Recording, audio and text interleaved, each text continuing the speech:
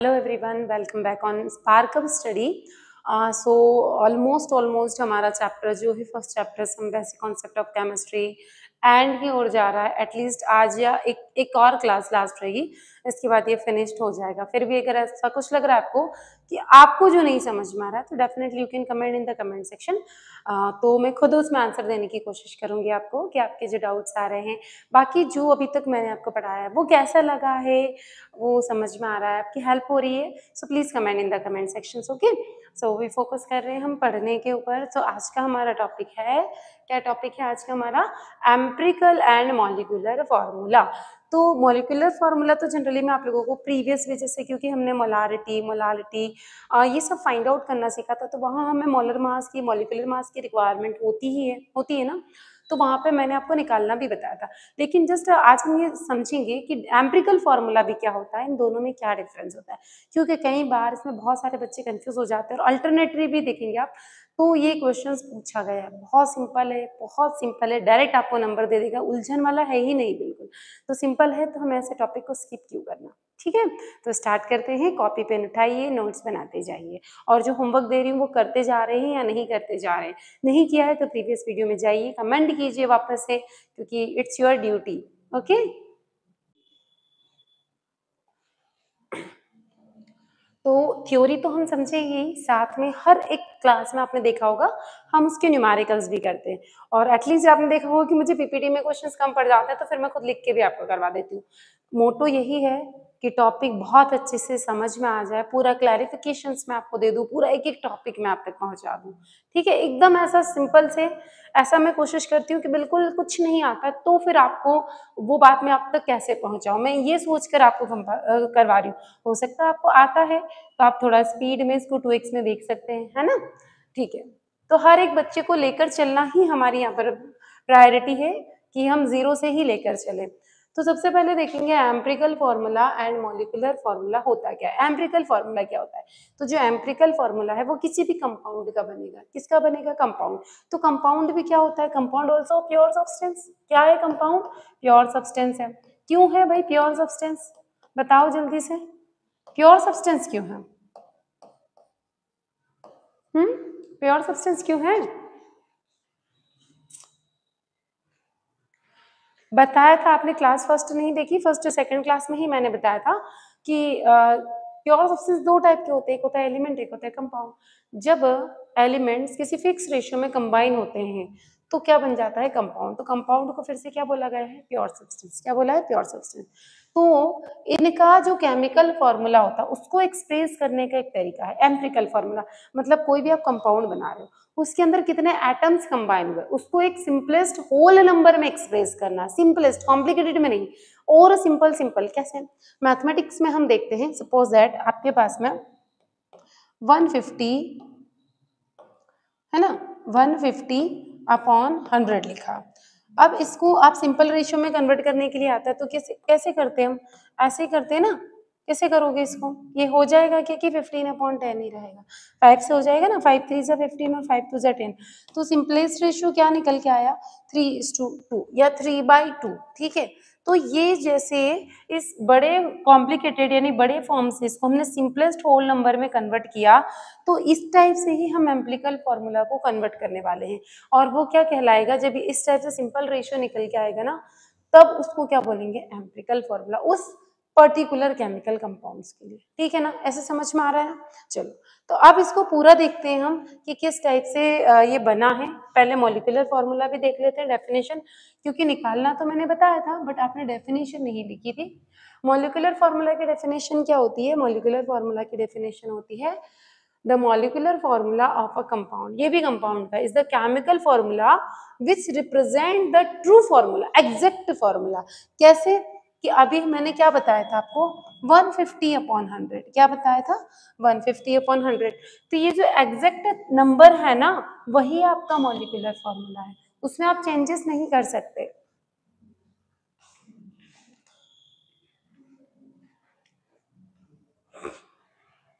ये जो exact number है ना आपका, यही मॉलिक्यूलर फॉर्मूला है, इसमें आप फर्दर चेंजेस नहीं कर सकते। लेकिन इसको काट पीट के जब आप सिंपल रेशियो में कन्वर्ट कर दो तो ये एम्पिरिकल बन जाएगा। समझ में आया? तो किसी भी कंपाउंड का वो केमिकल फॉर्मूला जो रिप्रेजेंट करता है एकदम ट्रू फॉर्मूला को, कोई काटपीट नहीं करना है, तो वो आपका कहलाएगा उस मॉलिक्यूल का मॉलिक्यूलर फॉर्मूला।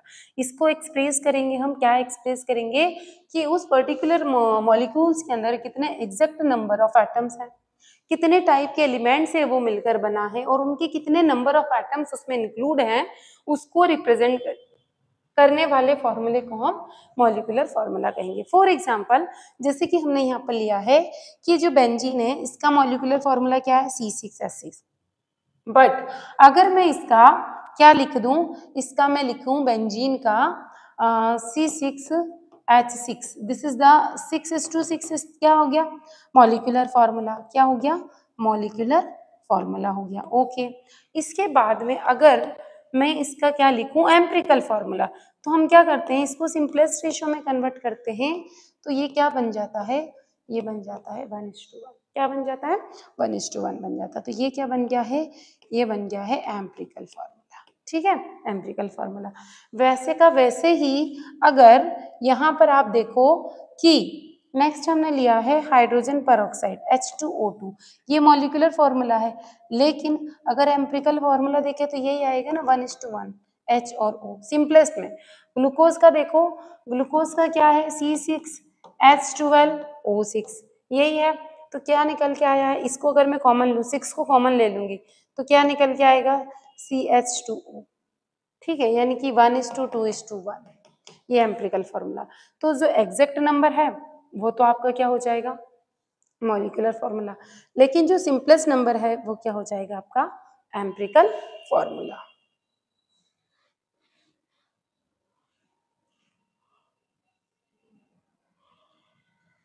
इसके बाद आते हैं relation between empirical and molecular formula में रिलेशन क्या होता है। तो जो मॉलिक्यूलर फॉर्मूला है किसी भी कंपाउंड का, वो सिंपल होल नंबर है। क्या है, सिंपल होल नंबर है ना। अब उसमें अगर हम उस मॉलिक्यूलर फॉर्मूला में उस एम्पिरिकल फॉर्मूला के लिए जो नंबर हमने बनाने के लिए कॉमन लिए थे उसका मल्टीप्लाई कर दे, जैसे अभी ग्लूकोज के लिए हमारा फैक्टर क्या निकल के आया था, 6 था, 6 का मल्टीप्लाई कर देंगे तो क्या निकल के आ जाएगा, मॉलिक्यूलर फॉर्मूला।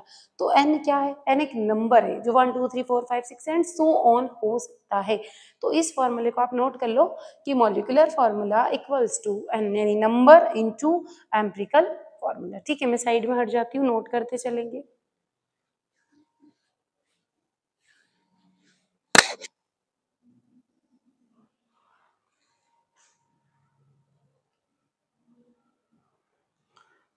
अब देखो n जैसा कि बताया मैंने 1 2 3 4 हो सकता है। अगर आप n को 1 रख दो तो मॉलिक्यूलर फॉर्मूला किसके बराबर हो जाएगा, एम्पिरिकल फॉर्मूला। दोनों की वैल्यू क्या हो जाएगी, बराबर हो जाएगी, क्योंकि किसी का मल्टीप्लाई करना ही नहीं। जैसे carbon monoxide CO, molecular formula और एम्पिरिकल फॉर्मूला दोनों की वैल्यू कैसी है, इक्वल है। NO की वैल्यू कैसी है, इक्वल है। अगर n की वैल्यू 2 रख देंगे तो जो मॉलिक्यूलर फॉर्मूला है उसकी वैल्यू निकालने के लिए हमको एम्पिरिकल फॉर्मूला में किसका मल्टीप्लाई करना पड़ेगा, 2 का। वैसे 3 रखेंगे तो 3 का, 4 रखोगे तो 4 का, 5, मतलब ये सीक्वेंस पूरा फॉलो होता जाएगा, ये वाला पैटर्न पूरा फॉलो होता जाएगा। अगर आपको n की वैल्यू निकालनी है तो अब उसी फॉर्मूला को हम शफल करके n की वैल्यू निकाल देंगे। कैसे, n equals to molecular formula upon empirical formula. इसको भी नोट करते चलेंगे। वीडियो पॉज कर लो अगर कोई तुरंत लिखते जा रहा है तो।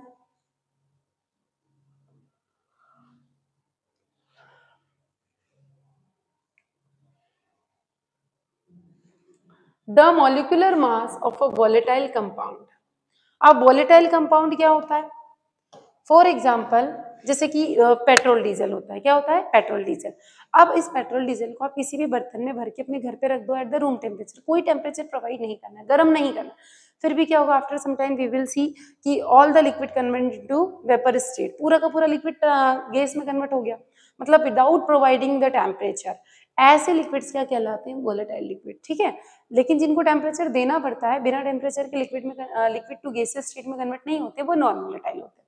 तो जो भी वोलेटाइल कंपाउंड्स होते हैं उनको डिटरमाइन किसके थ्रू किया जाता है, विक्टर मेयर के थ्रू। ये नोट कर लेना, ये इंपॉर्टेंट है, पूछा गया है, विक्टर मेयर मेथड्स के। अब ये किस पर बेस है, ये बेस होती है एक प्रिंसिपल, इसको कहा जाता है 22.4। ये किस पे लिया गया है, STP, standard temperature and pressure.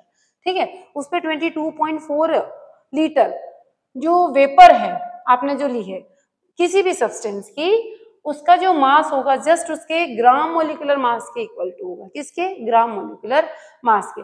तो ये एक सब्सटेंस को निकाला गया है जब स्टैंडर्ड टेम्परेचर एंड प्रेशर पे उसका इतना वॉल्यूम था, तो वो जस्ट इक्वल टू किसके निकल के आई? उसी के ग्राम मोलिकुलर मास के। ठीक है, उसी टेम्परेचर और प्रेशर को रखा गया है स्टैंडर्ड। तो उसके थ्रू हमने फिर ये फॉर्मूला निकाला है मॉलिक्यूलर मास का, कि जो मॉलिक्यूलर मास है ना, मॉलिक्यूलर मास किसके इक्वल टू होता है? जब आप उसी सब्सटेंस की वेपर डेंसिटी में 2 से मल्टीप्लाई करेंगे, यानी डबल कर देंगे, तो मॉलिक्यूलर मास निकल के आ जाएगा। तो अगर आपको कभी न्यूमेरिकल देखने को मिले और आपसे वेपर डेंसिटी पूछे, तो इस फॉर्मूले को याद रख लेना। आप मॉलिक्यूलर मास तो इजीली निकाल सकते हो। मॉलिक्यूलर मास को 2 से डिवाइड कर देना, तो उसकी क्या निकल के आ जाएगी? Vapour density. क्या आ जाएगी? Vapour density. याद रहेगा ना? अभी हमने मोलालिटी और मोलारिटी में ऐसे क्वेश्चंस करे थे ना वेपर डेंसिटी वाले, तो वहां पर आपका ये वाला फॉर्मूला यूज हो जाएगा। इसके बाद आता है एम्पिरिकल मास। क्या निकाल रहे हैं हम? एम्पिरिकल मास। एम्पिरिकल मास निकालते हैं हम यहाँ पर CH2O का। किसका? CH2O। ये किससे मिलकर बना है? ये बना है C6H12O6। ये क्या है? ये है मोलिक्यूलर फॉर्मूला ग्लूकोज का। क्या है? Molecular formula. अब इसका जब हमने एम्पिरिकल फॉर्मूला बना दिया, तो इसका हम निकाल रहे हैं मास। क्या निकाल रहे हैं? मास। तो पहले तो हमने एम्पिरिकल फॉर्मूला लिख लिया ग्लूकोज का। क्या लिख लिया? एम्पिरिकल फॉर्मूला लिख लिया। अब इसके अंदर कौन कौन है? इसके अंदर कार्बन है, तो हमने कार्बन का मास लिखेंगे। कार्बन कितना है? 1 है, तो 1 हो गया। सिवा 2 है, तो 2 का मल्टीप्लाई करेंगे। एटॉमिक मास किसका लिखेंगे? हाइड्रोजन का। उसके बाद उसमें ऐड क्या करना है? उसके बाद उसमें ऐड करना है ऑक्सीजन। क्या ऐड करना है? ऑक्सीजन ऐड करना है। तो अब आप क्या करो, इस कार्बन का मास लिखो 12, एटॉमिक मास हाइड्रोजन का लिखो 2 का मल्टीप्लाई करो, उसके बाद ऑक्सीजन का मास लिखो 16 यूनिट। तो टोटल सबको जोड़ दो। टोटल जब सबको जोड़ दिया तो कितना आ गया? 30। कितना आ गया? 30। तो ये कौन सा मास आया है? ये मास आया है एम्पिरिकल मास। कौन सा मास आया है? एम्पिरिकल मास। अगर वही आप इस फॉर्मूले में ये सारी वैल्यू रखते, कौन सी वाली? ये वाली। कैसे करेंगे? देखो, अब यहाँ पर इसमें सब में मल्टीप्लाई करते चलना। 6 × 12 प्लस 2 की जगह कितना आ जाएगा? 12 × 1 प्लस 16। ऑक्सीजन कितने हैं? 6 है ना, तो 6 × 16। अब जो मास निकल के आएगा वो कौन सा मास हो जाएगा? वो जो मास होगा वो हो जाएगा आपका मॉलिक्यूलर मास। कौन सा हो जाएगा? Molecular mass. इसका आंसर कहाँ करेंगे? ये होमवर्क है ना, अभी होमवर्क नहीं मिला था ना, तो ये होमवर्क है। इस होमवर्क को कहाँ करना है? Comment section. ठीक है,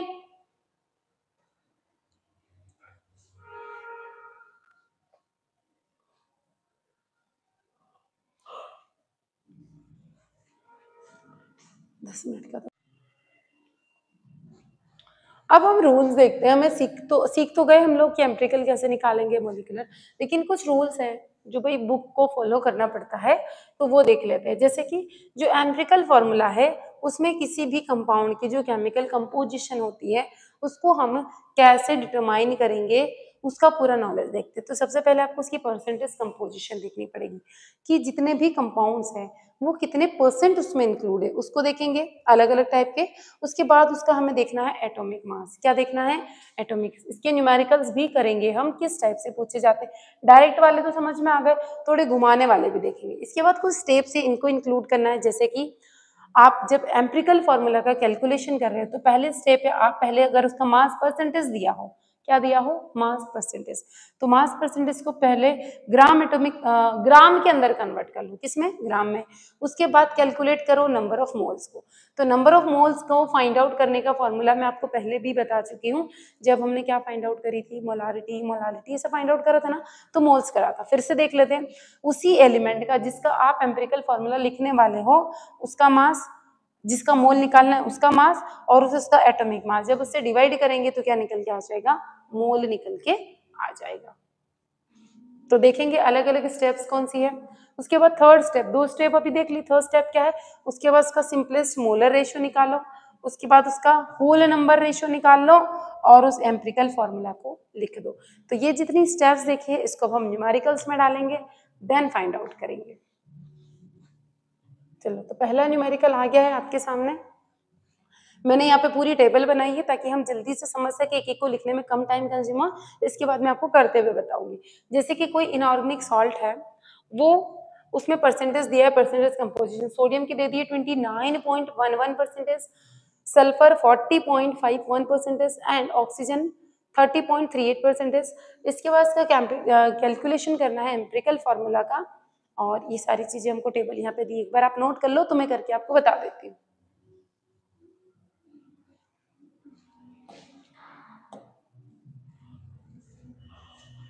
ये सारे एलिमेंट दिए हुए हैं, क्या दिए हैं, एलिमेंट। अगर नहीं दिख रहे हैं तो मैं थोड़ा सा इसको डार्क कर दूंगी। ये सोडियम है, ये वही एलिमेंट है जो हमको क्वेश्चन में दिए हैं, और इनका ये परसेंटेज है जो क्वेश्चन में लिखा हुआ है, ठीक है। और ये एटॉमिक मास है जो कि हम पीरियोडिक टेबल से निकाल लेते हैं आसानी से, और ऑलमोस्ट हमने लिए भी हैं। तो क्या करना है, पहले लिखना है सोडियम, उसके बाद मैंने जैसे क्या बताया था इनका परसेंटेज लिखना है, उसके बाद इसका एटॉमिक मास लिखना है, और इसको उसके ग्राम में कन्वर्ट करना है ना। तो क्या करेंगे, जो परसेंटेज दिया है उसको उसके एटॉमिक मास से डिवाइड कर देंगे। तो यहाँ हम लिख रहे हैं, दिख रहा होगा आपको, ये 29.1 है ना, इसके अपॉन 23 कर दिया। सेम नीचे 40.5 है ना, ये 40.5 है, इसके अपॉन में 32 कर दिया, ठीक है, ये 32 कर दिया। अब इसको आप डिवाइड करेंगे, तो डिवाइड करेंगे तो यहाँ पे ऑलरेडी वैल्यू लिखी हुई है 1.265, क्या है 1.265, ये आंसर आ गया। सेम ऐसे इसको भी डिवाइड करा तो कितना आ गया 1.266, इसके बाद इसको डिवाइड करा तो 1.90, यही है 30.4 को 16 से डिवाइड करा। तो क्या वैल्यू सारी राउंड फिगर में आई, क्या वैल्यू सिमिलर आई, नहीं आई।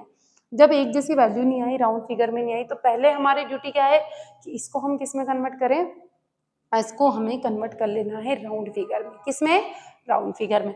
तो राउंड फिगर में कन्वर्ट करने के लिए क्या करते हैं, ये दोनों वैल्यू एक जैसी है, दिख रही है ना एक जैसी है, तो इसको हम क्या करेंगे, डिवाइड कर देंगे। क्या करेंगे, इसको भी 1.265 से डिवाइड करा तो आंसर कितना आया 1, इसको भी 1.265 से डिवाइड करा तो आंसर कितना आया 1 आया। अब ये बचा हुआ है, इसको मतलब वैल्यू डिवाइड करने के लिए ऐसी लेनी है कि ऑलमोस्ट राउंड फिगर में आंसर आ जाए, और सभी को एक सी नंबर से डिवाइड करना। तो यहाँ पर जब डिवाइड करा तो कितना है 1.5, क्या अभी भी राउंड फिगर में आया, नहीं। आप 1.5 एलिमेंट कैसे लोगे, नहीं ले सकते। तो अब हम डिवाइड करके देख चुके, तो अब हम ऐसा नंबर लेते हैं जिससे 1.5 भी निकल जाए और दूसरा भी आंसर पॉइंट में नहीं आए, तो उसके लिए हम करते हैं मल्टीप्लाई। क्या कर रहे हैं, मल्टीप्लाई। 2 से अगर मैं मल्टीप्लाई करती हूँ तो इनकी वैल्यू 2 हो जाएगी, और जो 1.5 है ये कितना हो जाएगा, 3 हो जाएगा। तो जो हमारी वैल्यू हमें राउंड फिगर में चाहिए थी वो राउंड फिगर में निकल कर आ गई। तो अब ये 2 किसका आंसर आया है, 2 आया है सोडियम, किसका, सोडियम का। फिर 2 किसका आया है, सल्फर का। 3 किसका आया है, ऑक्सीजन का। तो बस यही तो आंसर हमें लिखना था, ये लिखा हुआ है हमने आंसर, Na2S2O3। देखो निकल के आया Na2, और S को कितना लिया है 2, और इसको लिया 7। ये है एम्पिरिकल फॉर्मूला, क्या है, एम्पिरिकल फॉर्मूला, मॉलिक्यूलर फॉर्मूला नहीं है, ठीक है, मॉलिक्यूलर फॉर्मूला अलग होगा, ये है एम्पिरिकल। एम्पिरिकल ही पूछा था ना मैं, एम्पिरिकल क्वेश्चन में। आई होप कि समझ में आ गया होगा। अभी हम एक एक क्वेश्चंस को सॉल्व करके देखेंगे, फिर आराम से नोट कर लो इसको सभी अपनी अपनी कॉपी में, जल्दी से इरेज कर रही हूँ मैं इसको, वैसे सब कुछ टेबल में लिखा हुआ है, अगर क्लियर नहीं दिख रहा है थोड़ी सी जूम करके इसको फिर लिख लीजिएगा। नेक्स्ट क्वेश्चन, 2.38 ग्राम यूरेनियम, क्या है 2.38 ग्राम यूरेनियम है, और ग्राम में दिया है यहाँ पे, और इसको हीट कर रहे हैं strongly in a current of air, air के साथ। एयर के साथ जब भी कर रहे हैं तो क्या होगा उसमें, ऑक्सीजन, क्या होगा, ऑक्सीजन हो जाएगा। तो क्या बन रहा है, ऑक्साइड बन रहा है, उसका वेट कितना निकल के आया 2.806। अब डिटरमाइन करना है एम्पिरिकल फॉर्मूला, किसका, ऑक्साइड का एम्पिरिकल फॉर्मूला। यूरेनियम का मास दे दिया ऑक्सीजन का। अभी टेबल बनाई थी हमने, पहले क्या लिखे थे वो सब लिख लो। पहले लिखे थे एलिमेंट, कौन कौन से एलिमेंट है भैया, 2 ही तो एलिमेंट हैं, कौन कौन से, इसको छोटा कर देते हैं, सीधा छोटा छोटा लिख देती हूँ मैं, ठीक है। एलिमेंट, एलिमेंट कौन कौन से हैं, एक था यूरेनियम, एक था ऑक्सीजन, ठीक है। इनका परसेंटेज मास कितना दिया हुआ है, देख लो, ये दिया है 2.38, कितना दिया है 2 लेकिन इस टेबल को बनाने से पहले अपने को यहाँ पे इसका मास निकालना पड़ेगा, एग्जैक्टली वो निकाल लेते हैं, ठीक है। क्या निकालते हैं, मास निकाल लेते हैं। तो पहले लिखते हैं हम कि जब 2.806 ग्राम ऑक्साइड बना है, ये तो यूरेनियम ऑक्साइड का बना है, क्या बना है, यूरेनियम ऑक्साइड। कंटेन। इसके अंदर कितना यूरेनियम है भाई? इसके अंदर 2.38 ग्राम यूरेनियम है। ठीक है, ये यूरेनियम निकल के आ गया। अब हमें क्वेश्चन वाले ने ऑक्सीजन भी पूछा है तो वो भी निकाल लेंगे। तो ये ग्राम में दिया है, किस में दिया है? ग्राम में दिया है। अब हमें क्या निकालना है? इसका परसेंटेज। बिना परसेंटेज के नहीं काम होगा। तो percentage of uranium in uranium oxide,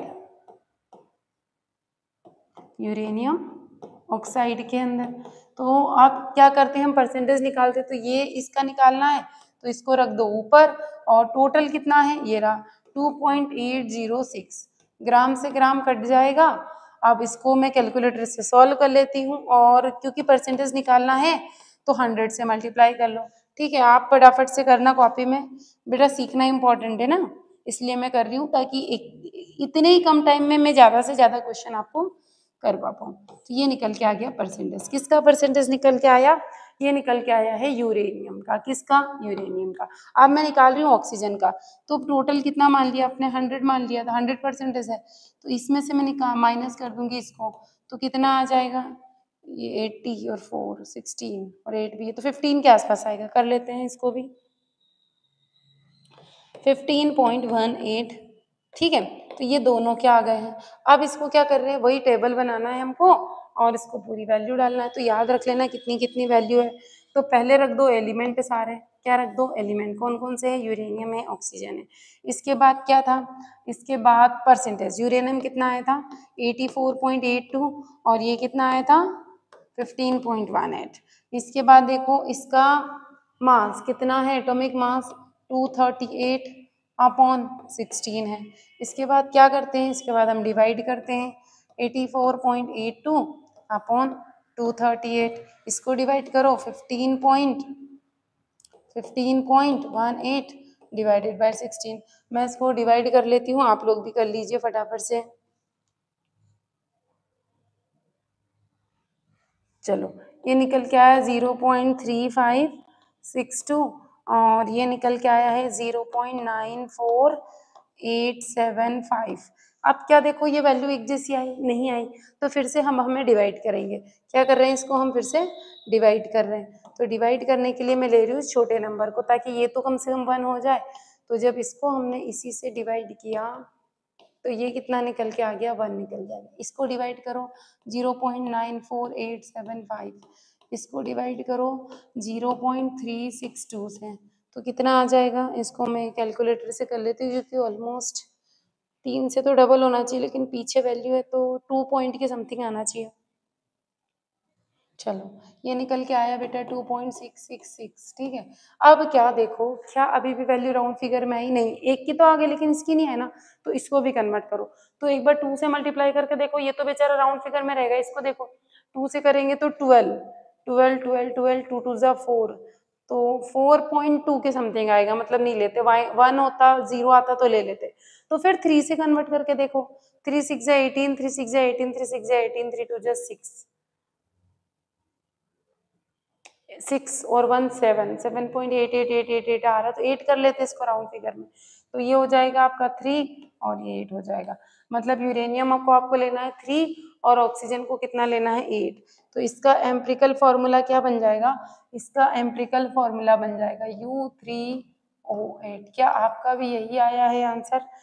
समझ में आ रहा है या नहीं आ रहा है? कमेंट कर दो। आ रहा है समझ में? नोट करते जाओ जल्दी से।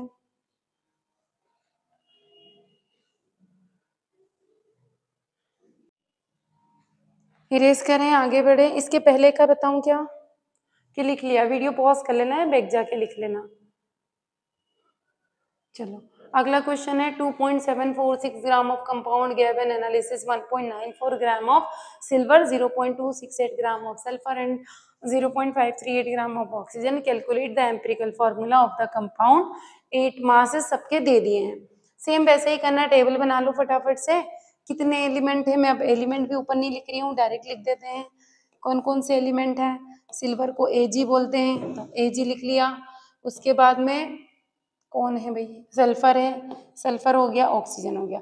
कितना कितना परसेंटेज दिया इसमें से? उसका दिया है 1.94 ये दिया है 0.268 और वो दिया है 0.538। सबके मास लिख लो। सिल्वर का कितना है? सिल्वर का है 108, 32 और 16।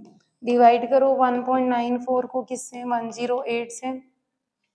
इसको डिवाइड करो 0.268 को 32 से, और इसको डिवाइड करो किसको? 0.538 को, है ना, 0.538 को 16 से। मैं कर रही हूँ, आप लोग भी करिए और मेरे साथ आंसर लिखते चलिए, ठीक है।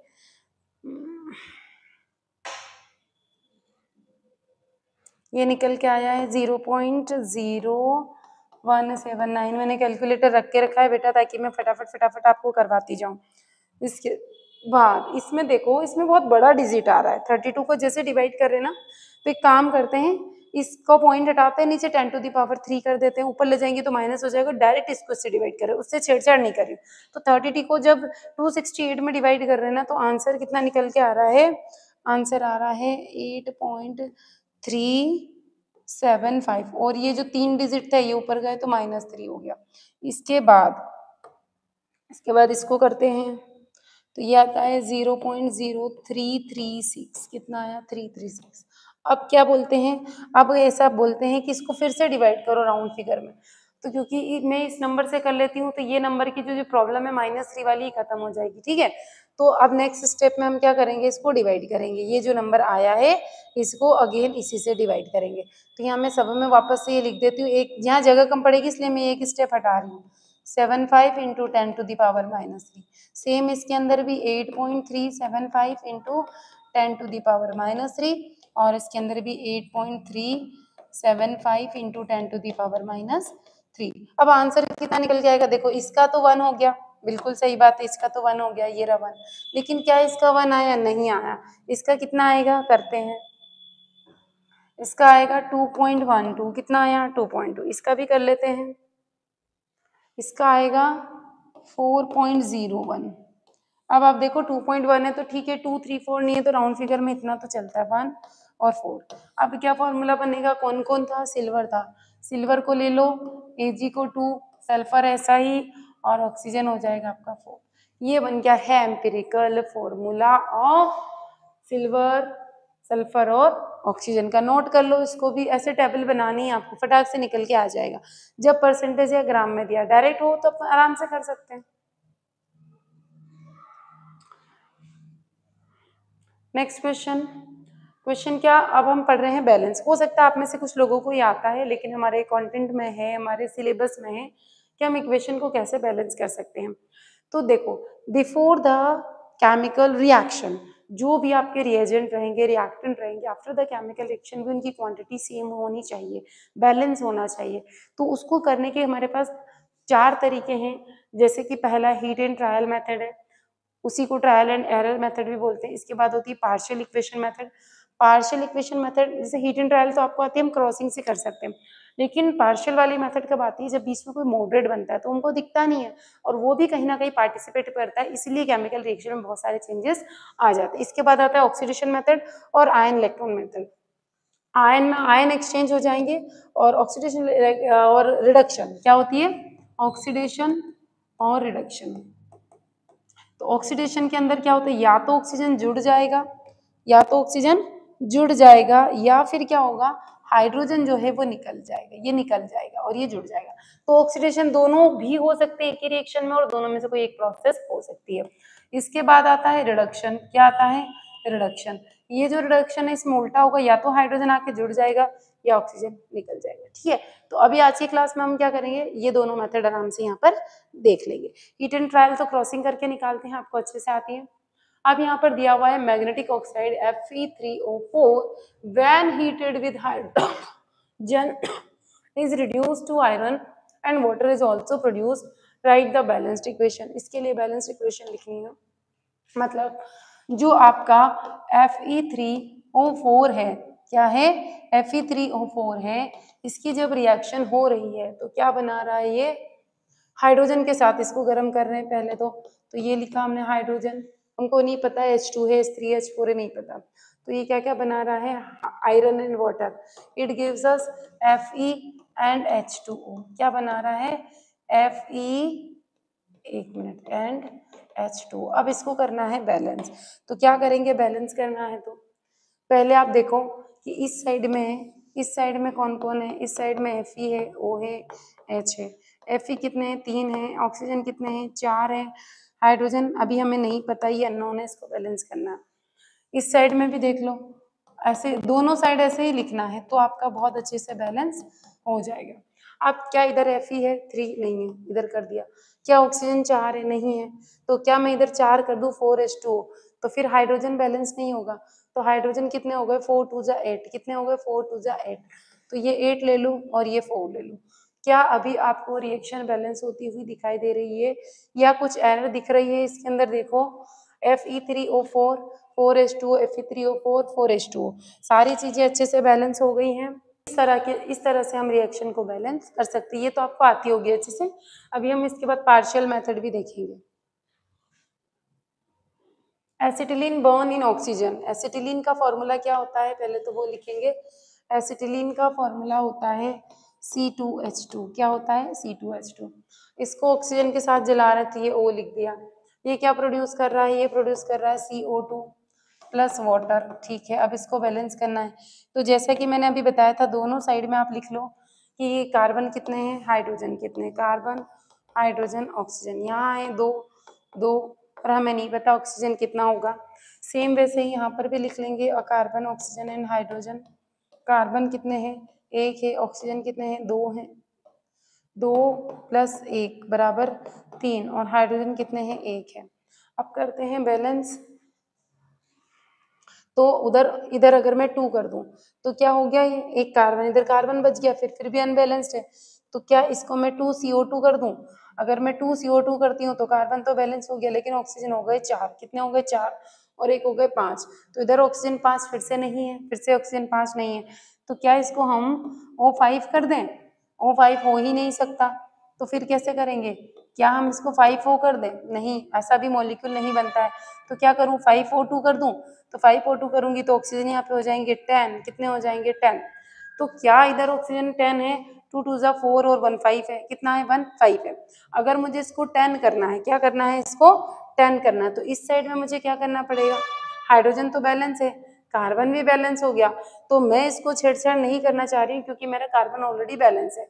तो अगर मैं इसको 2 कर दूं, अगेन क्या कर दूं, 2, तो 2 और 2 4, तो भी नहीं होगा, 4 कर देते हैं, 4 और 4 8, फिर भी नहीं होगा। तो अगर मुझे 10 ऑक्सीजन चाहिए, कितने चाहिए, 10 ऑक्सीजन, तो क्या करना पड़ेगा इसको, तो अब हम यहाँ पर करके देखते हैं एक चेंजेस, और इसको मैं 2 की जगह कर देती हूँ, इसको 4, क्या कर देते हैं, 4, तो 4 2 जा 8 हो जाए, और अगर मैं इसको 2 कर दूँ तो ऑक्सीजन तो हो गया 10, अगेन मेरा कार्बन क्या हो गया है, अनबैलेंस्ड हो गया है, कितना हो गया, अनबैलेंस्ड, और उधर हाइड्रोजन भी 4 हो गया है, तो अब मुझे इस साइड में भी क्या करना पड़ेगा, इसको करना पड़ेगा 2, तो 2 2 जा 4 कार्बन, वेरी गुड, उसके बाद 2 2 जा 4 हाइड्रोजन, बिल्कुल सही, 4 2 जा 8 और 2 10, और ये 10, तो ये जो पूरी रिएक्शन है, इस रिएक्शन को अब हम कह सकते हैं बैलेंस्ड केमिकल इक्वेशन, क्या हो गई, बैलेंस्ड केमिकल इक्वेशन, नोट कर लो इसको। इसके बाद आती है पार्शियल इक्वेशन मेथड, जैसा कि मैंने बताया हीट एंड ट्रायल मेथड जो होती है उसको हम सिंगल एलिमेंट्स के लिए तो आसानी से यूज कर सकते हैं, लेकिन जो बड़ी बड़ी केमिकल रिएक्शन होती है जिसमें बीच में कैटालिस्ट यूज कर रहे हैं, मॉडरेट को यूज कर रहे हैं, तो उसमें हमें यूज करना पड़ती है पार्शियल इक्वेशन मेथड, क्या यूज करते हैं, पार्शियल इक्वेशन मेथड। तो इसका एक एग्जांपल देखेंगे, और इस मेथड में कौन कौन से स्टेप्स इन्वॉल्व है पहले वो देखेंगे। पहली स्टेप से कि जो केमिकल है रिएक्शंस के अंदर वो क्या रिप्रेजेंट कर रहा है उस इक्वेशन के अंदर, हो सकता है is suppose to be proceed into 2 और मोर, मतलब एक स्टेप में तो कंप्लीट होगी नहीं, 2 या 2 से ज्यादा स्टेप में भी कंप्लीट हो जाए। जो स्केलेटन है उस इक्वेशन का वो रिप्रेजेंट करता है, क्या रिप्रेजेंट करता है कि उस इक्वेशन को कैसे लिखा गया है, उसके बाद उसको कैसे बैलेंस करना है। तो हम हीट एंड ट्रायल से करते हैं, लेकिन हीट एंड ट्रायल से करने पर हमें मॉडरेटर का पता नहीं चलता, इसलिए इस इक्वेशन का यूज किया जाता है। तो इसमें क्या जरूरी है, इसमें हमें partial equation method are multiplied by suitable integers, जो क्या करे, एक जब भी प्रोडक्ट बने तो उसको पूरा बैलेंस करता हुआ चले, है ना। कभी भी ऐसा ना हो कि ऐसे प्रोडक्ट बना दे वो जिससे फाइनल प्रोडक्ट प्रोड्यूस ही ना हो। तो हमें ऐसी चीजें यूज कर लेना है। उसके बाद फाइनली जब हम ऐसी चीजें यूज कर लेंगे तो हमारी रिएक्शन बैलेंस केमिकल इक्वेशन बन जाएगी। तो चलो एक क्वेश्चन करते हैं इसका। PHNO3 H3PO4। तो अब आप दोनों साइड ऐसे लिख लो, P फॉस्फोरस, हाइड्रोजन, नाइट्रोजन और ऑक्सीजन कितने हैं। अब आप देखो जब मुझे क्या बनाना है, यहाँ पर अपने को H3PO4 बनाना है। क्या इसको हम 3 कर दें तो 3H तो हो गया, नाइट्रोजन फिर नहीं हो रहा है, और ऑक्सीजन, ऑक्सीजन तो 3 हो गए, लेकिन यहाँ पे फिर ऑक्सीजन है। तो फिर कितना करें, ऑक्सीजन कितने हैं, 4 5 6 7, कितने हैं, 7 हैं, 7। फॉस्फोरस तो एक ही है, तो फॉस्फोरस में भी कोई छेड़छाड़ नहीं करते हैं। तो सबसे पहले अपन क्या करेंगे, इसको एक बार करके देखेंगे, 2HNO3, क्या करके देखेंगे, 2HNO3 करेंगे। तो क्या बनता है, अगर 2HNO3 करूं तो मैं बनेगा 2NO2 बन जाएगा, प्लस यहाँ पे ये जो H2O है वो H2O बन जाएगा, और एक अकेला ऑक्सीजन बन रहा है जो कि पॉसिबल नहीं है, हमें तरीके से लगा रहे हैं। इसके बाद मैं P के साथ छेड़छाड़ करूं, अगर इसमें इसी रिएक्शन के साथ 2P ऐड करूं तो क्या बनेगा, ये 2P जब ऐड करेंगे तो यहाँ पर अगर बनेगा P2O5, क्या बन जाएगा, P2O5 बन जाएगा। इसके बाद इसको देखो, ये जो P2O5 बना है, इस P2O5 की रिएक्शन करवाई जाती है 3H2O के साथ। किसके साथ, 3H2O के साथ जब रिएक्शन करवाते हैं तो ये क्या बन जाता है, ये बनता है H3PO4। क्या बनता है, H3PO4, ट्वाइस H3PO4 बनता है। ये अपनी यहाँ पर मॉडरेटर बन रहा है, क्या बन रहा है, मॉडरेटर बन रहा है। तो अब अपन क्या करेंगे, इसके आगे की रिएक्शन यहाँ लिख रही हूँ मैं, है ना। तो अब इसमें हम क्या कर रहे हैं, 3H2 हो गया, तो इसके अंदर में ऐड कर देते हैं हम 10HNO3, P पीछे लिख देती हूँ, मिटाते हैं हम, ट्वाइस P, ठीक है। अब रिएक्शन क्या बनेगी, अब रिएक्शन बनेगी ट्वाइस H3PO4 प्लस, ठीक है, H2O बना था ना अभी, ये रहा H2O, फिर क्या बना था, फिर बना था NO2, आगे पीछे हो गया कोई फर्क नहीं पड़ेगा, NO2। अब इसको बैलेंस कर दो, तो जब इसको बैलेंस करेंगे देखो यहाँ पे कितने बच जाएंगे, ट्वाइस HO2, इसके बाद N को करो, NO3, कितने N है, कितने N है यहाँ पे दिख रहा है आपको, 10 है, तो इसके आगे लगा दो, कलर से लिख देती हूँ मैं ताकि दिख जाए, 10, कितने, 10NO2। अभी देखो क्या रिएक्शन बैलेंस्ड हो गई है, यस डेफिनेटली रिएक्शन बैलेंस्ड हो गई है। अगर मैं इसको दूसरे तरीके से हम कैसे लिख सकते थे, 5HNO3 प्लस P, इसकी रिएक्शन भी आप करवाओगे तो आपको यही प्रोडक्ट देखने को मिलेगा, सब H3PO4 plus H2O plus NO2। तो ये हमने कर करके देखा है, मतलब ये जो रिएक्शन है हमारी, जो ग्रीन कलर से लिखी है, पूरी बैलेंस्ड है। अब इसको आप मल्टीप्लाई नंबर से करते जाओगे तो प्रोडक्ट भी उसी फॉर्म में मल्टीपल रिजल्ट हमको देने वाले हैं। तो पार्शियल वहां पे यूज करते हैं जहाँ पे मॉडरेटर बनता है। तो इस तरीके से हमने इसके पार्शियल प्रोडक्ट देखे, फिर उसको 10 से भी करके देखा, फिर आप देखा अब आप उसको 20 30 40 से भी बना सकते हो। तो रिएक्शन बैलेंस करने का एक आध क्वेश्चन अल्टरनेट पूछा जाता है, हर साल नहीं पूछा जाता पर पूछा गया है, सिंपल सा है, मॉलिक्यूलर फार्मूला, एम्पिरिकल फार्मूला, ये सारी चीजें हमें पूछी गई। आपको इसको नोट करना है तो नोट कर लीजिए अच्छे से। तो ऐसे ही क्वेश्चंस में कंटिन्यू कोशिश कर रही हूँ कि आपको थ्योरी भी करवाती जाऊँ, साथ साथ में क्वेश्चंस करवाती जाऊँ, क्योंकि अगर इकट्ठे न्यूमेरिकल्स करेंगे ना बेटा तो फिर होच पोच हो जाएगी, ठीक है। तो कमेंट जरूर कीजिएगा कैसी लग रही है क्लासेस, कोई डाउट आ रहा है तो वो भी बता दीजिएगा। तो थैंक यू, मिलते हैं अगली क्लास में।